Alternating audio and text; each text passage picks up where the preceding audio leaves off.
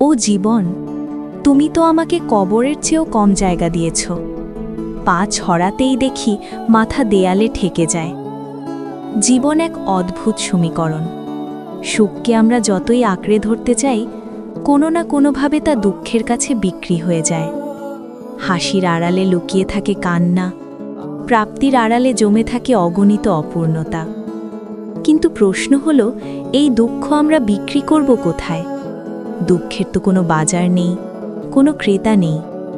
মানুষ সুখের ভাগ নিতে চায়, আনন্দের সঙ্গী হতে চায়, কিন্তু দুঃখের অংশ নিতে চায় না কেউ।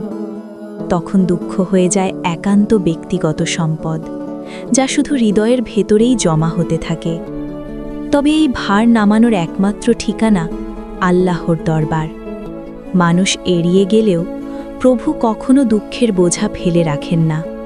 তাই সুখ যদি দুঃখের কাছে বিক্রি হয়েও যায়, দুঃখকে সামলাতে হবে দোয়া, কান্না আর ধৈর্যের মাধ্যমে। সেখানেই মিলবে শান্তির আসল ঠিকানা। হেঁটে চলো বহুদূর।